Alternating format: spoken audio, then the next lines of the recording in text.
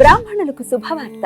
సనాతన ధర్మ పరిరక్షణే ధ్యేయంగా ఏర్పడినటువంటి హిందూ మహాసంస్థానం విదేశాలలో ఉద్యోగాన్వేషణ చేయాలనుకున్న ఔత్సాహికులకై అభ్యర్థుల నుండి దరఖాస్తులు కోరుతుంది. సంప్రదించవలసిన వాట్సాప్ నంబర్ 9866615399.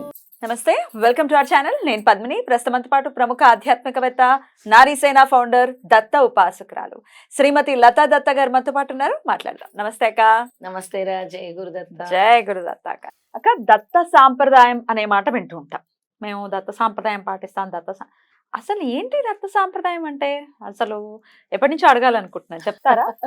చాలా చక్కటి ప్రశ్న అడిగావు పద్మిని. దత్త సాంప్రదాయము ఆయన ట్రెడిషన్, అంటే ఆయన కుటుంబం అని కూడా అంటారు, ఆయన కల్చర్ అని కూడా అంటారు. ముఖ్యంగా మనం దత్తాత్రేయ స్వామిని చూస్తే దత్తాత్రేయ స్వామి పక్కన గోవు ఉంటుంది, అలాగే శంఖ చక్ర గదాహస్తాలు కూడా ఉంటాయి. వాటి గురించి ఒకసారి చెప్పుకొని అసలు దత్త సాంప్రదాయం ఏంటో కూడా చెప్తాను. ముఖ్యంగా ఫస్ట్ దాన్ని గోవుని కన్నతల్లిలాగా చెప్పారు స్వామి. ఒక కామధేనువు, మన కన్న తల్లిని ఎలా చూసుకుంటామో ఆ కామధేనువుని కూడా అలాగే చూసుకోవాలి. ఎందుకంటే మన అన్ని రకాల అంటే దుష్కర్మల్ని కూడా తీసుకొని క్షమించే గుణము తల్లికి ఎలా ఉంటుందో, అంటే పిల్లలు ఎంత తప్పులు చేసినా కూడా తల్లి క్షమిస్తుంది. అలా గోమాత కూడా మనకు ఉండేటువంటి ఎటువంటివైనా కూడా తల్లి స్వీకరిస్తుంది గోమాత. అందుకే గోవు ఉండే చోట అన్ని సమృద్ధిగా ఉంటాయి. అందుకే గోవుకు అంత ప్రాధాన్యత ఇచ్చారు స్వామి. అలాగే 4 శునకాలు కూడా 4 వేదాలు, ఋగ్వేదం, సామవేదం, యజుర్వేదం, అధర్వణ వేదం. వేదాల్ని పఠించమనగానే వేదాల్ని పఠిస్తూ ఉంటాయి. తర్వాత స్వామి పట్టుకున్న సుదర్శన చక్రము, అది ఏం చెప్తుంది? మనం ఎన్నో జన్మల నుంచి కూడా జన్మిస్తూ ఉంటాం, మళ్ళీ వెళ్ళిపోతూ ఉంటాం. కాలచక్రం తిరుగుతూ ఉంటుంది. అలాంటి చక్రాన్ని సూచిస్తుంది. అంటే ఇది అనేది ఒక ప్రాసెస్, లైఫ్ వెళ్తూనే ఉంటుంది. టైం అనేది ఆగదు అని చెప్పడం అలాగనమాట. అలాగే స్వామి జపమాల పట్టుకుంటారు చేతులు. ఎందుకు అని అంటే ఎప్పుడు కూడా మనము నామస్మరణ చేయాలని గుర్తు చేసేది జపమాల. నిరంతరం మనకి ఇండికేషన్ ఇచ్చేది స్వామి, అందుకే జపమాల పట్టుకుంటారు. అలాగే బౌల్ పట్టుకుంటారు, ఎందుకంటే మన నుంచి భిక్ష స్వీకరించి మన కర్మలు తీసుకోవడానికి బౌల్ పట్టుకుంటూ ఉంటారు. అలాగే భస్మం గురించి కూడా స్వామి చెప్తూ ఉంటారు. ఏంటి అంటే ఏది శాశ్వతం కాదు, లాస్ట్కి మిగిలేది భస్మమే అని చెప్తూ ఉంటారు. ఇవన్నీ ఒక్కొక్కటి మనం చూసుకుంటే ప్రతిదానికి ఒక అర్థం ఉందన్నమాట స్వామి.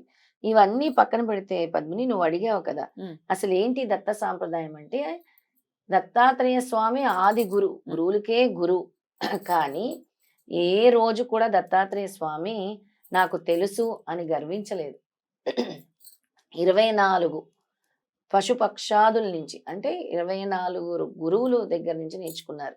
అందులో ఎవరెవరు ఉన్నారు అని అంటే భూమి, ఆకాశం, అగ్ని, సూర్యుడు, పావురము, పైతాను, సముద్రము, ఏనుగు, చీమ, చేప,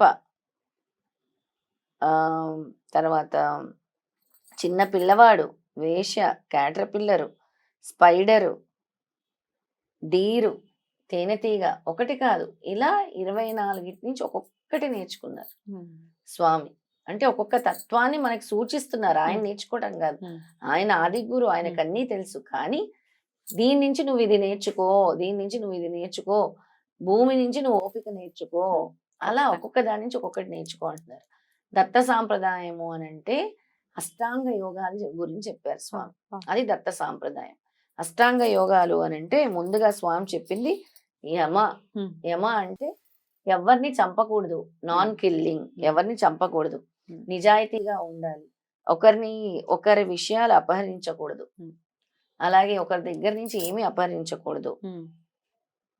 అలాగే మోరల్ డిసిప్లిన్ కూడా యమాలో చెప్పారు, అష్టాంగ యోగాల్లో. అది దత్త సాంప్రదాయంలో ముఖ్యమైనది. తర్వాత నియమం అంటే శుభ్రత, క్లీన్లీనెస్ గురించి చెప్పారు స్వామి.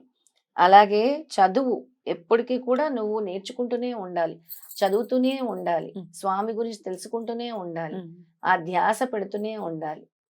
అప్పుడే నీకు ఇంకా అర్థం అవుతుంది. నువ్వు ఎప్పుడైతే ఉపనిషత్తులు చదవో, ఎప్పుడైతే నీకు పరంపర తెలియదో ఎలా నేర్చుకుంటావు? నువ్వు నేర్చుకోలేవు. అది చదువుతోనే సాధ్యం అవుతూ ఉంటుంది, పరిశుభ్రతతో కూడా సాధ్యమవుతుంది. మనం అందుకే శుభ్రం అని చెప్తూ ఉంటాం. అది తర్వాత సెల్ఫ్ డిసిప్లిన్ కూడా. ఆ 2 కూడా మనకి బేసిక్ మోరల్ ట్రైనింగ్‌గా స్వామి చెప్తున్నారు. తర్వాత ఆసనం, మనం కూర్చునే ఆసనం. దత్తుడికి కూడా ఒక ముద్ర ఉంటుందని చెప్పాను. వజ్రాసనం ఉంటుంది. వజ్రాసనంలో కూర్చొని దత్తముద్ర అంటాము.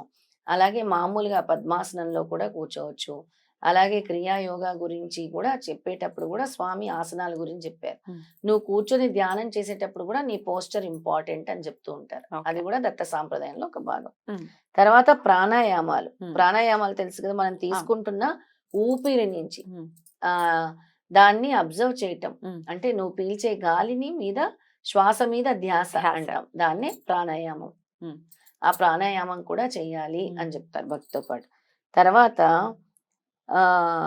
ప్రత్యహర అంటే ప్రాపంచిక సుఖాల నుంచి త్యజించటము. All the senses. Next step అది. Next step. ప్రాపంచిక సుఖాల మీద వ్యామోహం ఉంటుంది కదా అన్నిటికీ.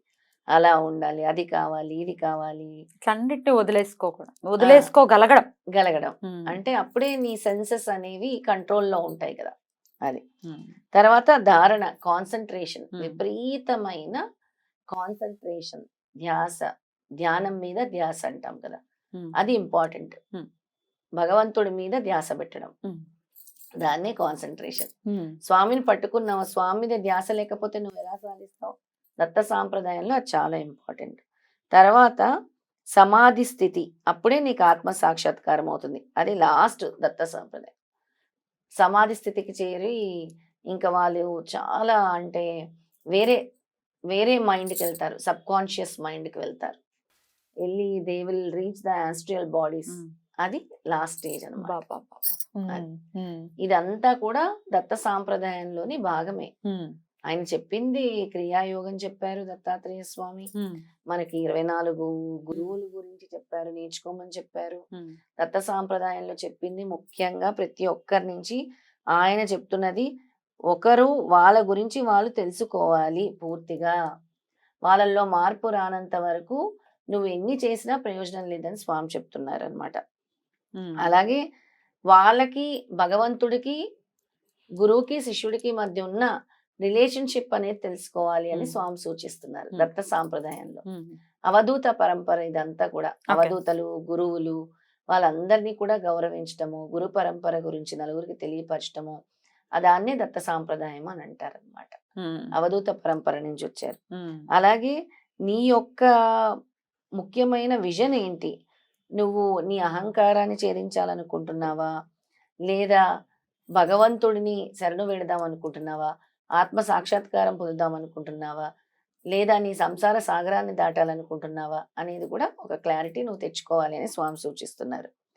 అలాగా గురు అనుగ్రహం ఉంటే ఏదైనా వస్తుంది. అన్నిటికీ మించి స్వామి ఏం చెప్తున్నారంటే జపము నామజపం అనేది కలియుగంలో అత్యంత శీఘ్ర ఫలితాన్ని ఇస్తుంది.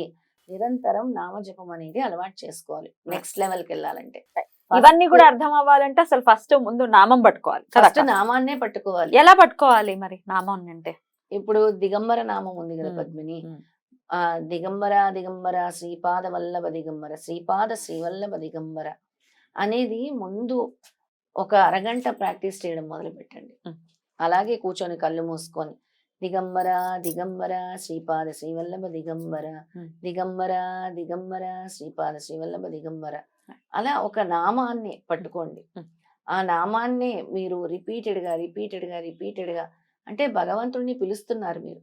ఒకవేళ నీకు ఏదైనా బాధ ఉందనుకో, అప్పుడు ఇంకో లైన్ యాడ్ చేసుకోండి. దిగంబర దిగంబర అవధూత చింతన దిగంబర, శ్రీపాద శ్రీవల్లభ దిగంబరతో పాటు దిగంబర దిగంబర శ్రీపాద శ్రీవల్లభ దిగంబర, దిగంబర దిగంబర అవధూత చింతన దిగంబర అని చేయవలసింది నామ జపము, తర్వాతే ధ్యానము. రైట్ అక్క, చాలా అద్భుతంగా వివరించారు. కృతజ్ఞతలు అక్క. నమస్కారం. జై గురుదత్త. శ్రీ గురుదత్త.